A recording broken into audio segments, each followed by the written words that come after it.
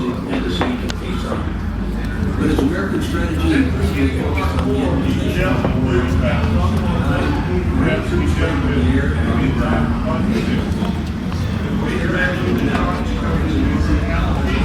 down here in the counterpart. You come across, you have to stab in the heart, in the brain. We just next because of the sanitation, the temperature it automatically caused an infection, made them knock out back infected. Here's some more booby traps. Most of them are munitions. Here's a bear trap. Never saw a bear trap while I was there, but if they got bear traps, then we had bear traps. We are still continuing with booby traps today. They call them IEDs, 500, 2,000 pound bombs. We're probably losing more of our people through IEDs than actual combat. But the good news is we got better protected and better disarmed. As long as we go to war, we're always going to contend with booby traps. Okay.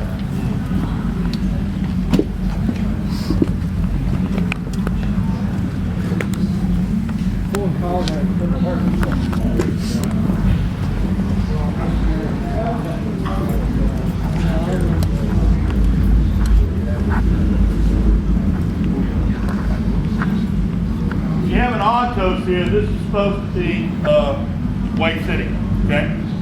And I'll tell you a story about the autos. The Marine like these because we have a lot of guns on them. Marine like supposed to track there. About 3 years ago, I was given a tour, and I had a Vietnamese lady within my group, and all of a sudden she turned around and started pointing at this structure out there, and she says, "That's my house." She was from Way.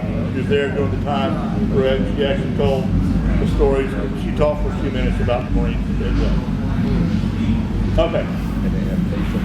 A lot of stories are told in here, and you listen to the movie, you say you'll find no better friend or worse enemy than the United States Marine. You turn the corner here, that guy's definitely got his war face on. M79 rocket. Then you turn over here and look at this Marine applying first aid to this young Vietnamese girl.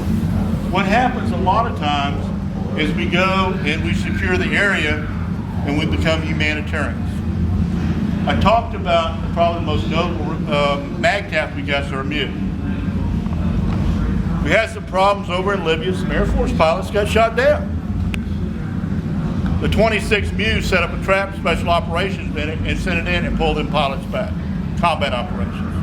Around the same time, there was a tsunami in mainland Japan. It devastated it. In less than 2 hours, the 31st MU was in mainland Japan providing humanitarian effort. Combat. Why? Because we know how to do it. It seems now more certain than ever, what the experience is written on first within the state. As long as all couldn't say that, we have almost real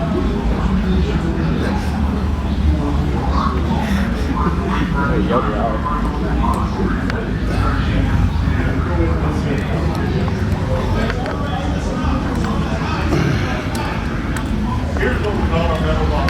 These are the Marines who received the Medal of Honor since the very first. If you look up here, our first Medal of Honor was Corporal Mackey. But if you look up here, no Marine officer received the Medal of Honor until about the 90s. As you had the opportunity to go through here, and I kind of tell you what it means to us Marines here.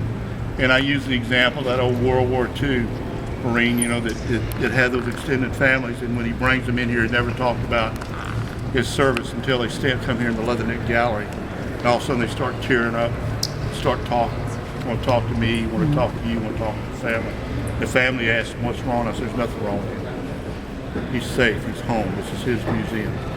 This is the safe haven. This is our holy grail." Nobody else can say that, the Marines can say that. Another thing is, the ones who join the Marine Corps, they're the ones that are going to run to the sound of the guns. That's what they do.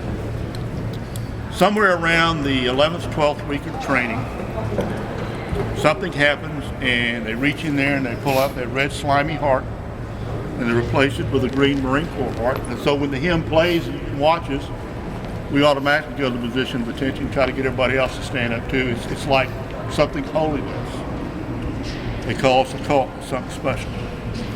But the other thing, and I showed you the song of Santa Fidelis, the very first time we step off on the left foot after earning that title of Marine, we sign a blank check to the American people. And that check is up and including our lives. That's what kind of dedication. Well, for my former Marines in here, our fellow Marines, I thank you for your service. For those of you that have also served, I thank you for your service. And most especially, a lot of times, especially if you get those family members, well, I think you got the hardest job of all. I thank you for your service and your unbelievable support. And I thank you for giving me the opportunity of showing you the National Museum of Olympics. Thank you. Thank you. Thank you. I don't know where everybody's from.